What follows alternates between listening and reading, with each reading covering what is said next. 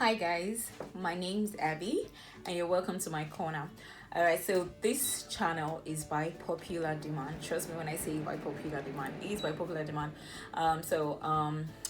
This channel is going to be all about my life experiences, my challenges, my day-to-day activities, whatever I see that I experience or that I notice is worth sharing with my people. Then I will do a video and I'll share what that's about. So if you like what this video is all about, please encourage me by subscribing, by liking, and by commenting down below. Trust me, it will go a long way.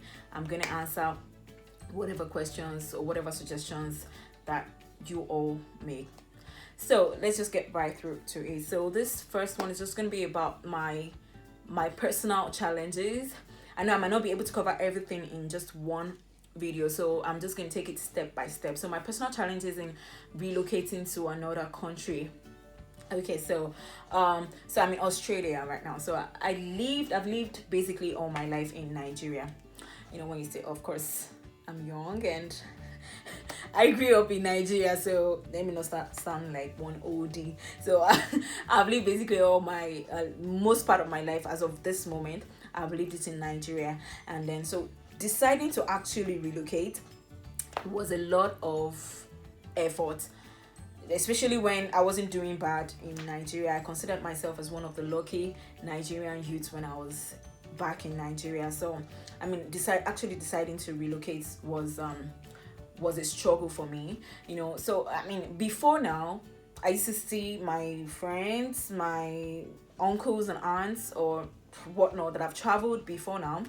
I used to think, oh, so they've gone to enjoy life. Like there was one tree that was producing money behind their house. Lol. So now when I experienced it myself, then I knew that it is not a bed of roses. Like to actually decide to relocate takes a lot of courage, takes a lot of mindset changing, like because you know that it is definitely uncertain. You don't know what to expect, you don't know what you're going to meet in any country that you go to, so you're just ready to take it. I mean, that's the way we are wired in Nigeria anyway. We adapt to whatever, so you are ready to adapt, and that's just what relocating is all about. So let's just cut the chase. My own challenges started from as little as my name. As little as my name, trust me guys.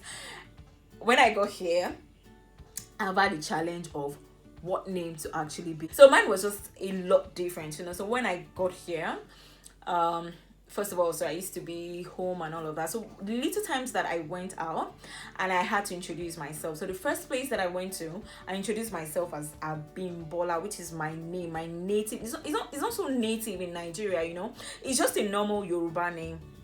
And then when I got here, people started calling me Abimbola, Bola, and here they can shorten name for Africa, like they can shorten name for the world, you know. So Abimbola, and then they just started spoiling my name, and I realized the challenge they were facing, the challenge they were going through trying to pronounce my name. So I knew I had to do something to, at least if I will not do, so that they will not say I did not do anything for them in their life, at least I'll uncomplicate their life by giving them an easier way to pronounce my name. So I just thought about it, and then the next place that I went to, I introduced myself as, and they just started calling me Bimbo. Trust me, if you check your dictionary, you know that is not a pleasant name to bear, especially in the Western world. And so I knew, no, this is not just the name.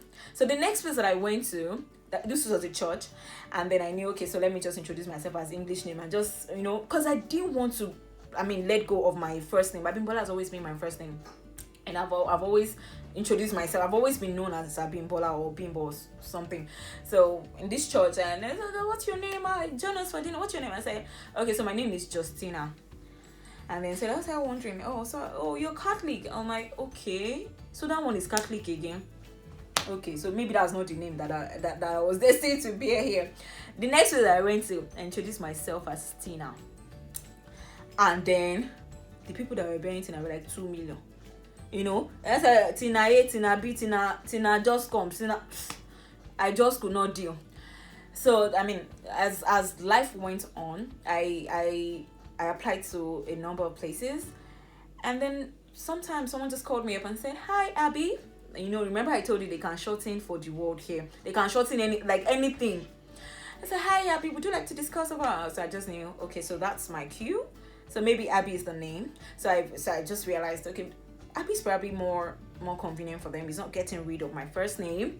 It's just like a short form, of course, because I didn't want to be known by different names, because I now realized I had introduced myself as like 10 different names to like different people before they go and call police and say, oh, there's one person here that we don't know her real name, she's Abby here, Tina J and all that. So I just had to stick with Abby. So that's that with the challenge of trying to get a name for my people, my new people. They're my people now, so but my people to be able to pronounce and easily for them. So now getting to the next challenge that I went through here was being able to talk for people to understand. All right, so in Nigeria, so I did a good job. I had to speak English. We speak English in Nigeria, of course, but then in Nigeria, I used to see myself as a champion when it came to speaking English, trying to form phone, not knowing that phone is just not phone. Phone is not phone, my dear people. In Nigeria, when anybody that travels outside the country and comes back is all speaking, what? Man, when I got here, I realized that Australian accent, in speaking English, there are different accents, and American accent is totally different from British accent, and then British accent is totally different from Australian accent. Like, you cannot be mistaken for any other country if you speak Australian accent.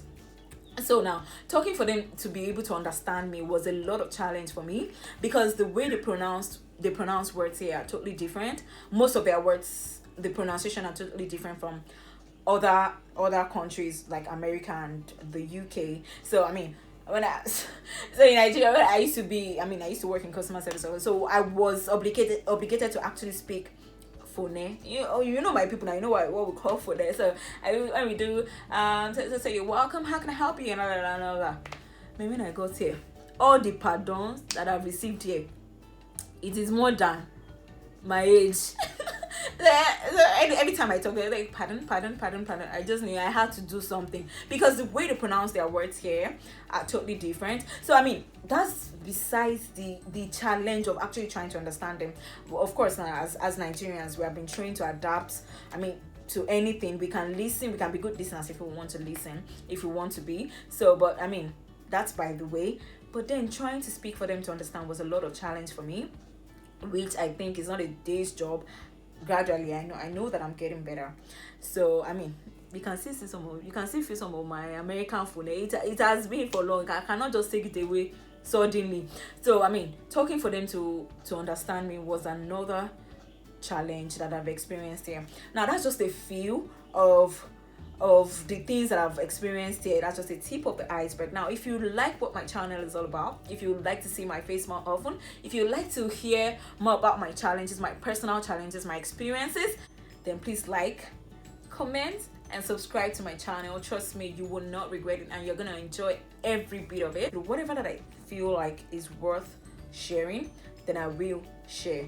Please like and subscribe, support me, guys, and you're gonna enjoy it. Thank you very much, and I'll see you in my next video. Bye.